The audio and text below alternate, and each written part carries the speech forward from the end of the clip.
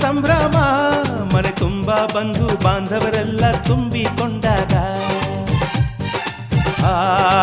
ಎಂತ ಸಂಗಮ ಶುಭ ಲಗ್ನದಲ್ಲಿ ಗಂಡು ಹೆಣ್ಣು ಜೋಡಿಯಾದಾಗ ಶಾಸ್ತ್ರೋತ್ತರ ಕಲ್ಯಾಣ ಏನ್ ಚಂದ ಕೇಳಣ್ಣ ಭೂಮಿಗೆ ಸ್ವರ್ಗಾನ ತಂದಂತೆ ನೋಡಣ್ಣ ಮನ ಬಂದ ಹಾಗೆ ಮಾಡಲು ಮದುವೆ ವ್ಯಾಪಾರ ಅಲ್ಲಣ್ಣ